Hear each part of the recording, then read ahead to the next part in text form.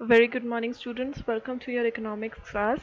Today, we are in the fourth chapter of methods of calculating national income, and today the method that we are going to discuss is income method, which is also known as distributed share or factor payment method.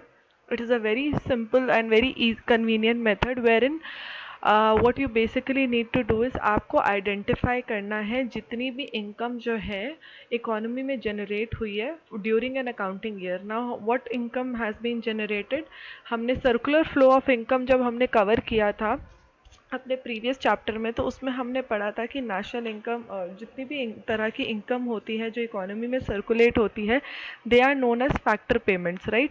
तो factor payments क्या होती है, जो production sector जो है house hold sector को देता है for the factors of production which is labour, land, capital and enterprise, entrepreneurship और एंटरप्राइज. ठीक है, तो फैक्टर पेमेंट्स किस किस फॉर्म में होती हैं? Compensation of employees, rent, interest and profit.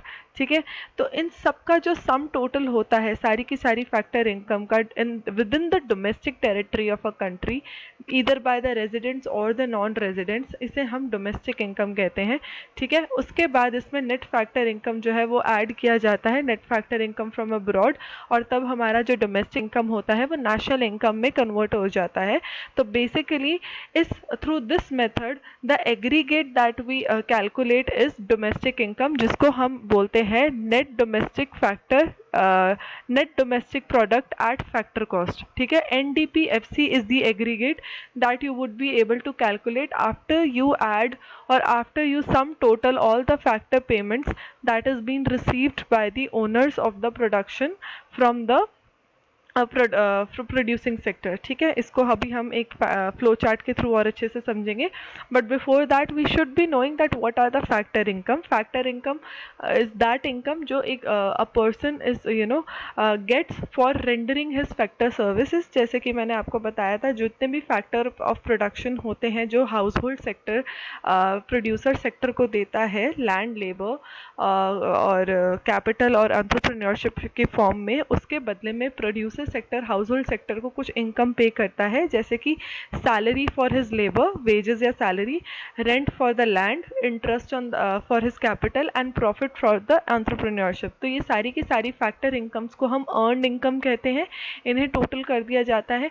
ठीक है, फैक्टर इनकम में वो इनकम्स इंक्लूड नहीं होती जो आप अर्न नहीं करते. ठीक है, जिसे हम ट्रांसफर इनकम भी कहते हैं. जैसे कि ओल्ड एज पेंशन जो है जो सीनियर सिटीजन्स को मिल रही है, that is not their earned income. Okay, it is just a help जो गवर्नमेंट उन्हें दे रही है without anything in return. Why? Because they are the citizen of India and government has an obligation, a legal obligation towards them, towards all the old age citizens, क्योंकि वो उनको वो infrastructure नहीं प्रोवाइड कर सकती कि जिससे ओल्ड एज सिटीजन्स जो है सब काम कर सकें, अपनी लिविंग अर्न कर सके. इसलिए जो है गवर्नमेंट उनको सपोर्ट करती है. तो ऐसे रिसिप्ट्स और पेमेंट्स को हम ट्रांसफ़र रिसिप्ट्स और ट्रांसफ़र पेमेंट भी करते हैं. ये हमने पहले पढ़ा हुआ है.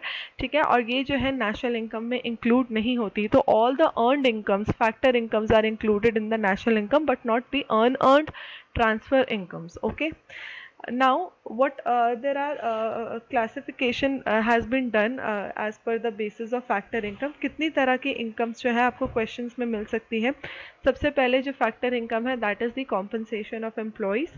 ठीक है, जो employees जो काम करते हैं, जितने भी employed लोग हैं, वो जो भी अपनी services render करते हैं, उनके बदले में जो भी उनको पैसा मिलता है, that comes under the compensation of employees. तो इसमें आगे सब पॉइंट्स है जैसे कि wages and salaries जो एम्प्लॉयज़ काम कर रहे हैं. ठीक है, ड्यूरिंग अकाउंटिंग पीरियड.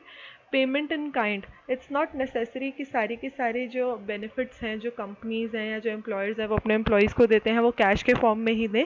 कुछ जो है इन काइंड भी उनको पैसा देते हैं, उनको मतलब इनकम देते हैं. जैसे कि रेंट फ्री अकोमोडेशन.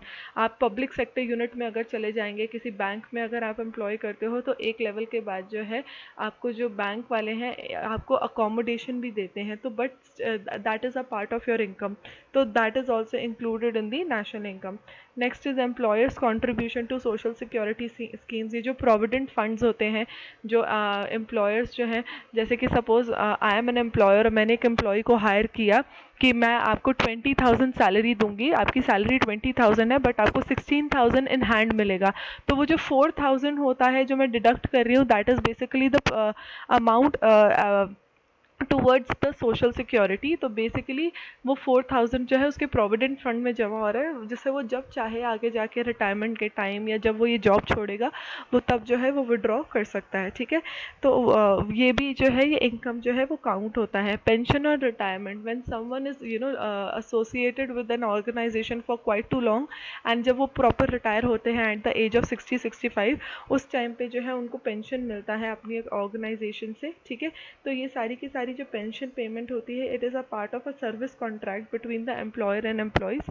तो this is also, it is also an earn income. Now please make sure जो पेंशन और रिटायरमेंट है वो जो है वो नेशनल इनकम में इंक्लूड होगा, बट इससे पहले हमने पढ़ा था that pension which is been provided to the senior citizen by the government, वो नेशनल इनकम में नहीं इंक्लूड होगा, क्योंकि जो गवर्नमेंट प्रोवाइड कर रही है सीनियर सिटीजन को, that is just a help, just a part of support for the senior citizens। But जो रिटायरमेंट के बाद कंपनीज जो अपने एम्प्लॉयज़ को देती है, that would be included in the national income. कि अगर ये जो पर्सन है, ये जो एम्प्लॉय है, अगर ये आज भी हमारी ऑर्गेनाइजेशन के साथ एसोसिएटेड रहता, काम करता रहता, तो उसको हमें कुछ ना कुछ इनकम देनी पड़ती। तो just because of the age factor आप किसी से उसकी इनकम नहीं ले सकते, तो इसलिए पेंशन्स जो है वो ऑर्गेनाइजेशन प्रोवाइड करती हैं। ठीक है, तो this is the compensation of employee. Question में wages and salaries, payment in kind, contribution to social security by employers, pension, ये सब इंफॉर्मेशन जो है गिवन होगी आपको, जो है इन सबको सम अप करके कॉम्पनसेशन ऑफ एम्प्लॉयज़ बनाना है। ठीक है, next is the operating surplus. Operating surplus होता है वो इनकम जो आपको आपकी प्रॉपर्टी या एंटरप्रेन्योरशिप से मिलती है, जिसमें आता है रेंट, इंटरेस्ट एंड प्रॉफिट। ठीक है, अगर आपने कोई प्रॉपर्टी है जो रेंट पे दे रखी है, उसके अलावा अगर आपने मतलब पैसा जो है अगर किसी को इंटरेस्ट पे दे रखा है, या आप आपने किसी का बिजनेस में इन्वेस्ट कर रखा है, तो ये सारी की सारी जो चीज़ें होती हैं बेसिकली, जहाँ भी आप इन्वेस्टमेंट करते हो, either in the form of business और in the form of property, और उससे जो आपको पैसा आता है, जो आपने जाकर फील्ड पे जाकर काम नहीं किया बट स्टिल आपको पैसा आ रहा है, बैठे बिठाए पैसा जिसको कहते हैं, वो सारा का सारा जो है ऑपरेटिंग सरप्लस में काउंट होता है, जिसके अंदर कुछ और भी कंपोनेंट्स हैं, जैसे कि डिविडेंड्स। हम जब किसी ऑर्गेनाइजेशन में शेयर्स में इन्वेस्टमेंट करते हैं, तो हमें जो है जब वो कंपनी प्रॉफिट में जाती है, तो वो अपने शेयर होल्डर्स को डिविडेंड देती है, डिस्ट्रीब्यूट करती है profit. Next is corporation profit tax, ये भी एक पार्ट है which is paid by the government, which is paid to the government by way of profit tax. Next is undistributed profit, जो प्रॉफिट जो है आप अपने शेयर होल्डर्स में डिस्ट्रीब्यूट नहीं करते और फ्यूचर अर्निंग्स, फ्यूचर यूज़ के लिए रिटेन करके रखते हो, जिससे कोई कंटिंजेंसी आने से मतलब आप जो है उसको यूज़ कर सको। तो ये भी आपके जो अनडिस्ट्रीब्यूटेड प्रॉफिट्स हैं, these are also the part of your operating surplus. ठीक है, तो ऑपरेटिंग सरप्लस में जो इनकम हमने प्रॉपर्टी और एंटरप्रेन्योरशिप से कमाई, जैसे कि रेंट, इंटरेस्ट, प्रॉफिट, इसके अलावा 3 और कंपोनेंट्स हैं, dividend, corporate profit tax and undistributed profit, जो आपकी ऑर्गेनाइजेशन के प्रॉफिट से ही निकलता है। ये सारी की सारी जो है इनकम्स हैं, these form a part of your operating surplus. And lastly it is mixed income. Mixed income जो होती है, income which is referred to the income of the self employed person using their own labour, land, capital and entrepreneurship. ये income जो होती है, it is basically a mixture of wages, rent, interest and profit, इसलिए इसको mixed income कहा जाता है। इसलिए सेपरेट एस्टिमेशन जो है इस इनकम की पॉसिबल नहीं है। तो ये जो है फैक्टर्स ऑफ, क्योंकि हमने जो फैक्टर्स ऑफ प्रोडक्शन है वो बाहर से हायर नहीं करे, हमने अपने घर की ही रिसोर्सेज को यूज़ किया है। सपोज जैसे I own a boutique of myself, जिसमें मैं, मेरे हस्बैंड और मेरी मदर इन लॉ, हम तीनों एसोसिएटेड हैं। ठीक है, और हमने घर पे ही बुटीक खोला हुआ है। तो उसमें क्या होगा कि मैंने जो है लैंड मैंने किसी से हायर नहीं करी, मैंने अपनी ही लैंड यूज़ की है, बट उस लैंड का जो रेंट है वो तो एस्टिमेट किया जाएगा, क्योंकि अगर मैं बाहर कहीं पे काम करती या बाहर अगर अपना बुटीक खोलती, तो मुझे कहीं ना कहीं रेंट तो देना ही पड़ता, तो मार्केट में इनकम जनरेट होती किसी के लिए।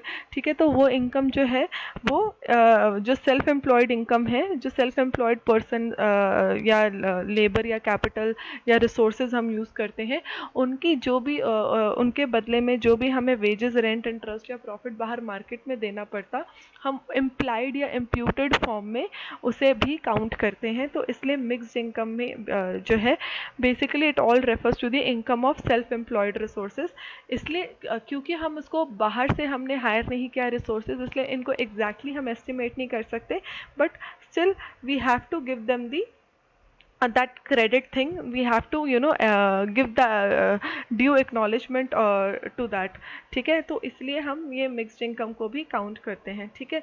अब ये सारे के सारे जितने भी फैक्टर इनकम्स हैं, जैसे compensation of employ, operating surplus, mixed income, इन तीनों को जब हम ऐड कर लेते हैं तो हमारे पास निकल कर आता है net domestic product at factor cost, जिसे हम डोमेस्टिक इनकम भी कहते हैं। फर्दर इस डोमेस्टिक इनकम को जो है एनडीपीएफसी को हमें बेसिकली कन्वर्ट करना है नेशनल इनकम में। तो डोमेस्टिक इनकम को नेशनल इनकम में कन्वर्ट करना is very simple, we just need to add the net factor income from abroad, that we have already understood that how net factor income from abroad can be calculated. It is basically when we deduct the income received by the residents of our country from the rest of the world, and when we subtract that figure from the income that is being paid to the non-residents who are living in the country, ठीक है। तो इन income को जब हम calculate करते हैं तो हमारे पास net factor income from abroad आ जाता है, and while we calculated with the domestic income तो हमारे पास नेशनल इनकम आ जाएगा। तो this is a flow chart, it is also given in your book, that's to how we can measure the national income using the income method. तो सबसे पहले जो फर्स्ट स्टेप है आपको डोमेस्टिक इनकम पता लगाना है, दैट वुड बी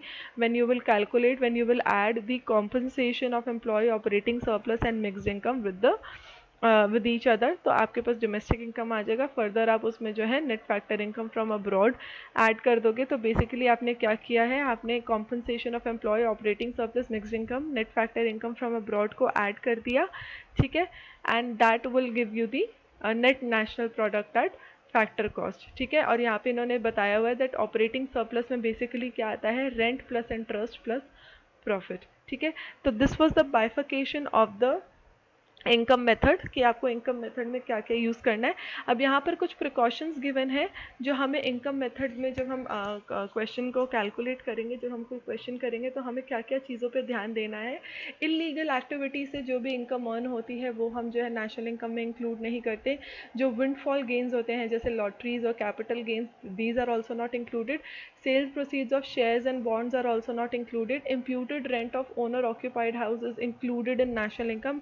जितने भी तरह का एम्प्लॉयड, जो पॉइंट हमने अभी मिक्स्ड इनकम में डिस्कस किया था कि एम्प्लॉयड रिसोर्सेज के लिए जो भी पेमेंट होती है वो हम इंक्लूड करते हैं। तो उसी तरीके से हम जिस घर में रह रहे हैं, अगर वो घर हमारा खुद का ना होता और हम कहीं रेंट पे रह रहे होते तो हमें कहीं ना कहीं किसी को पैसा देना होता। तो हर साल जो जितना का रेंट बनता है वो भी हम नेशनल इनकम में इंक्लूड करते हैं।